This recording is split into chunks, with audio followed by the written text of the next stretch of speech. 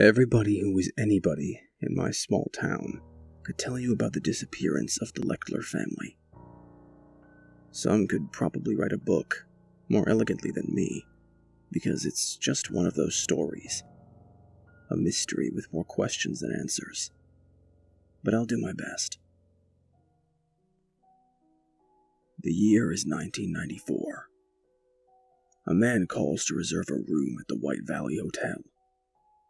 He needs the reservation for the next night, and he will pay cash, only cash. If he can't pay cash, he will speak to the owner, Billy, who is a known pushover and desperate for the money. The man is specific about the room. Number 13. No exceptions, no switches. He will require a king-size bed with 2 twins and a bottle of brandy wrapped in gift paper, ready to go on the dresser. He will also need towels for 4. The desk and service staff go about their preparations. The bellhops drive to the store and buy the brandy. The maids shuffle 2 extra beds into room 13. They clean and clean and clean again, because this is a new client, and business is bad. Business is always bad in White Valley. The next day, the Lechtlers show up. According to the bellhop, the father appears educated. He wears thick, horn-rimmed glasses, which fit snugly over buzzed and graying hair. He is dressed in a brown button-down shirt, with fresh ironed black slacks and polished shoes. The mother, decked out in a floral print dress, ushers the wailing children like braying sheep. The Lechtlers have 1 boy and 1 girl. Each are under 10 years old, and the young boy appears to be sick because his coughs and wheezes echo through the empty halls of the hotel. Numerous guests hear his hacks throughout the night. Mr. Lechtler hands over an envelope. The sleeve is filled with money. He doesn't offer an explanation, and the White Valley staff doesn't ask for one. The clerk confirms the booking. The bellhop leads the family to their room. Number 13 is nothing extraordinary. On the surface, it looks like all the other rooms. A large and complicated armoire stores everything from extra power outlets to a mini-fridge. There is a bathroom at the back, with a stand-in shower, and a small coat closet beside it.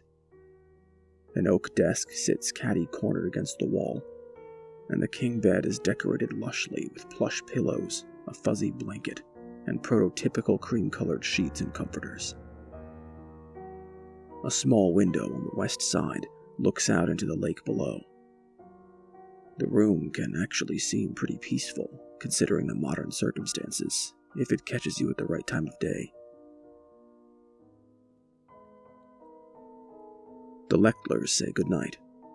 When the bellhop leaves for the evening, the father is perched at the desk, with 1,000 papers spread out in front of him, and a fresh glass of liquor at the ready.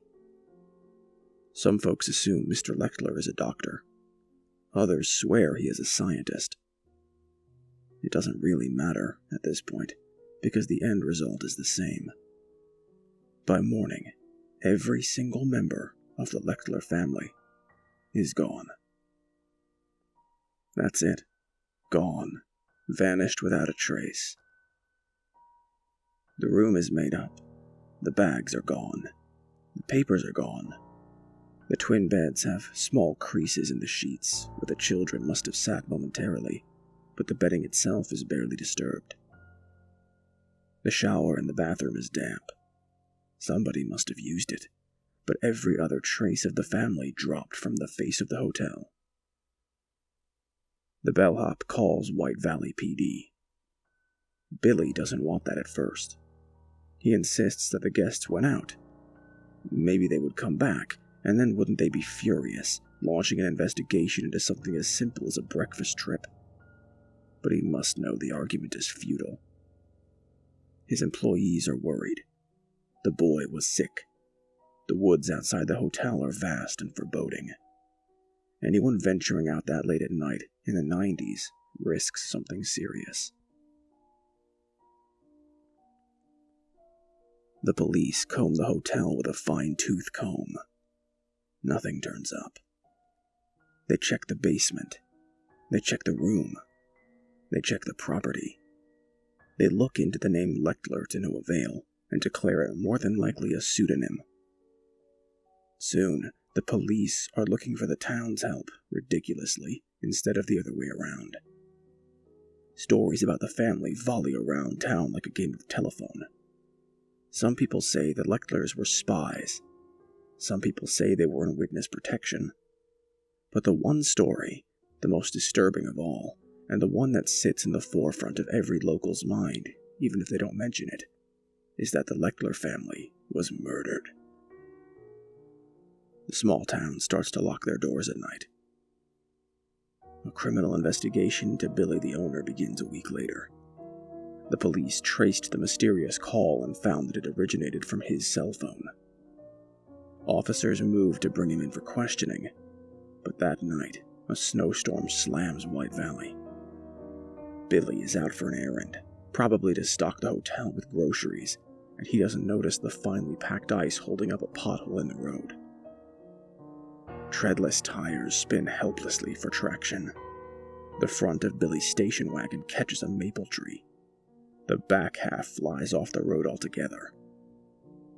Some folks say they could hear the impact from a mile away. The town ambulances rush to the scene. The police are hot on their tails, but both are too late. Billy Walker passes from his injuries on the side of the highway. And with him does the mystery of the Lechtler family.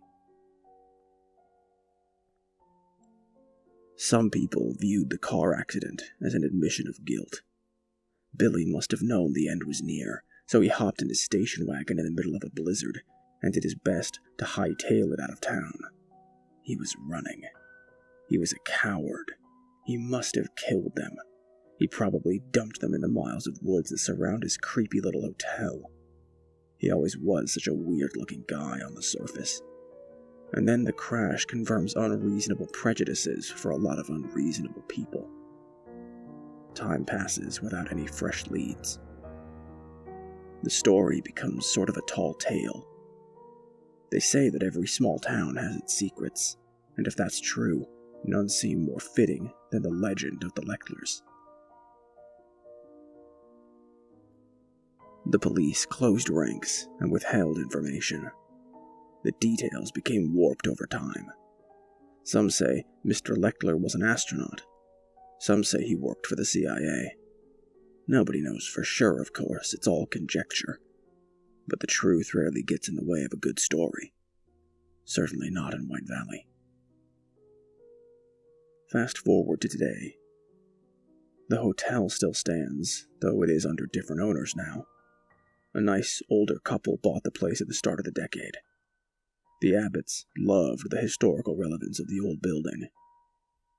The hotel has its own stories, they insisted, a rich and complicated history that has nothing to do with the Lechtlers. The grounds were used by abolitionists, after all, and if it was good for them, it should be good for the brats of White Valley and their bastard out-of-town cousins. The Abbotts hire college kids, home from state, and high school students because they know they can be paid less. There are a few guests, here and there, but business is just as dead now as it must have been 20 years ago. I worked the desk of the White Valley Hotel for about 2 weeks before it happened. That evening, Mr. and Mrs. Abbott had some business to take care of out of town. Normally, they would dedicate the night shift to an older guy named Jed, but Jed was sick, and the options for his replacement were few and far between. They settled on me, begrudgingly, because they knew I majored in hospitality and hotel management at university. I looked forward to the opportunity as a chance to hone my skills for the future. I barely even thought about the Lechtlers. At that point, most people my age forgot. We had 4 sets of guests staying with us for the night. Mr. Sloan was visiting his mother on Mott Street, but she only had 1 bed, so he elected to use ours instead. The Petersons were on a cross-country road trip. The Hinkies lost power in the recent storm, and Tommy and Sarah Meisler, a teenage couple from town, were looking to stay in the only allegedly haunted spot in town. Room number 13. I know what you might be thinking. Why didn't the Abbotts board it up? Why did they still rent it out? The answer is not as interesting as you might hope. Simply put, the police never asked them to, and so they never did. Any tourism is good tourism. Tom and Sarah were not the first to ask to stay in that room. Over the years, dozens of ghost hunters, psychics, or paranormal whatevers had asked to rent room 13 for the night. They came in with their cameras, EMF readers, and bundles of money at the ready. They left disappointed. On the night of my overnight watch, I posted up in the lobby with a big book and a rum-filled thermos. I knew the night would pass slowly, but I never expected to be so bored. I walked around the property aimlessly. I took in the drifting snowstorm from the lobby. I hopped to every one of the guests' requests on the dime because it gave me something to do, but the calls died down entirely around midnight. And then it was silent. I kept myself awake by thumbing through an old short story collection by Stephen King. I don't remember the name. There was a tale in there about an upper-class woman who found a secret highway through the woods in Maine. The shortcut took miles and hours from the journey to her summer home. Each time she arrived well before her gardener expected, and each time she refuses to tell him the exact route. The story goes on to discuss a night where they finally made the journey together. The route is winding. The trees are leaning to make the road narrower and narrower. A creature jumps out into the street, larger than any the gardener has ever seen, and he swears they hit it. He swears he sees it stuck to the rim, but the woman keeps driving and laughing and smiling salaciously his way. The phone rang. Have you ever been so captivated by a story that the fringes of reality disappear around you? That was my experience. I stared blankly at the receiver for a moment. I looked back into the storm. I couldn't stop thinking about the shortcut. Where did they go? What did they hit? Could such a place really exist? Then the phone rang again. I picked it up and was immediately greeted by the panicked voice of Tommy Walsh. "You have to come up here," he whispered. "Something smells like death." I laughed out loud and let the mystery of the King story fall around me. Sometimes the pipes in our old hotel backed up. Sometimes the staff neglected to do a thorough clean. But unusual smells would not be very high on my list of unusual hotel guest requests. I grabbed a mop bucket and a plunger and waltzed down the hall, whistling like an asshole, with a clear and unsuspecting look plastered into my innocent beady eyes. I knocked on the door.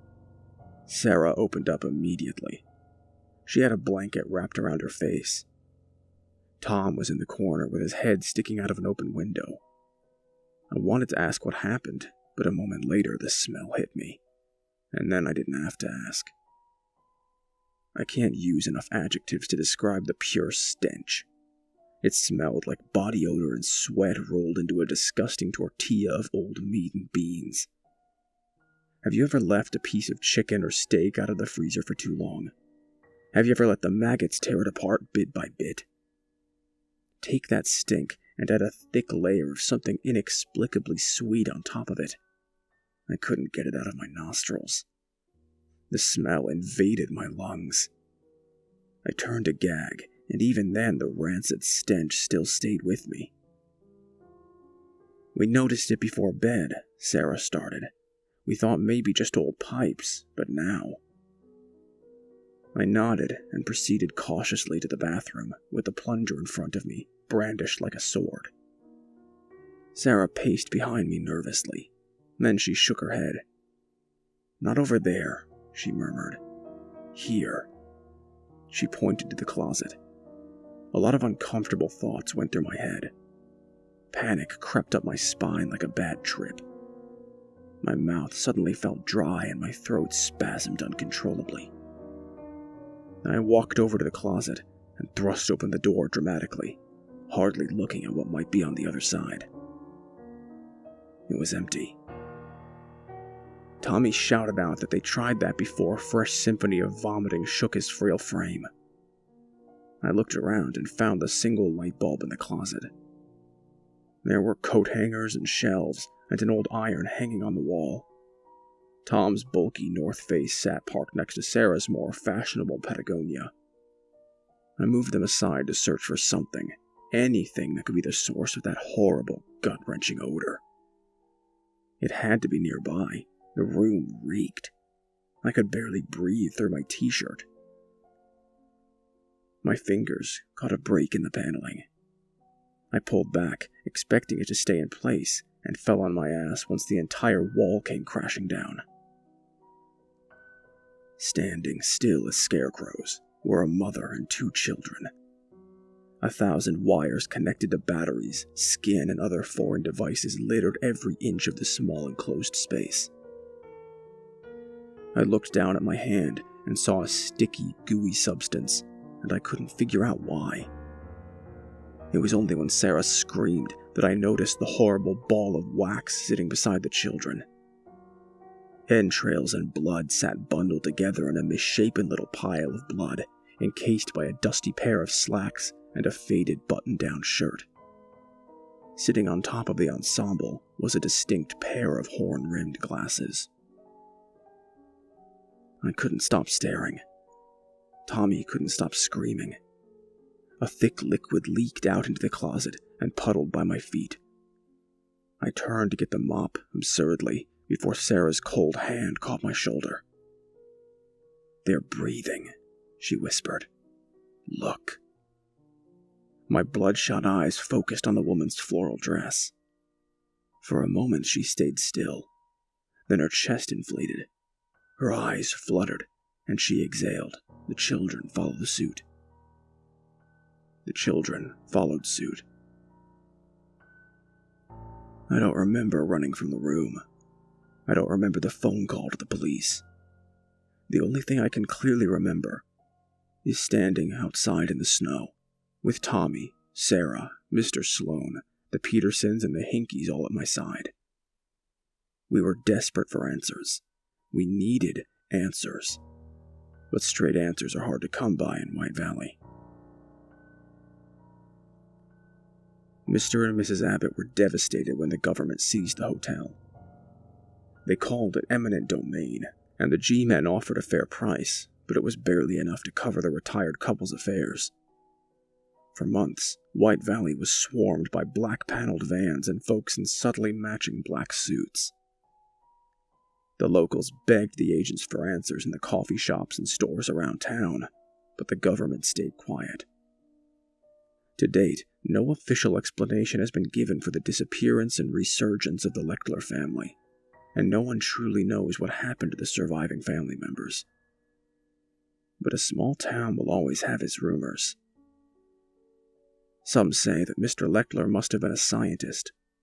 Some say he must have been involved in cryogenics. What other explanation made sense? The movies all said it was possible, and the government is always a step behind science fiction. Some say that Mr. Lechtler took the opportunity to debut his work when he found out his son was sick. The old owner, Billy, must have known about the plan to some degree. Some say it's entirely possible that Billy's secret died on the night of his car crash, leaving the family to fester, hibernating for 25 years, technically alive behind the false wood panel. When the father finally passed, probably from natural causes, the smell awakened their hiding spot, and at long last blew the lid off the entire operation. But it's not the mystery itself that haunts me. Not exactly. When I'm awake in bed, fighting the memory of the Lechtlers, fighting the smell, trying desperately to find sleep against irreversible anxiety, I think about the children. Were they awake? Were they aware? I pray to God often, and I think about that question every time.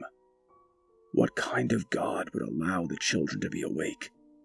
Because I cannot imagine any worse hell than being trapped in a closet, completely helpless, while the rotting fat and pieces of your father drips listlessly onto your shoulder.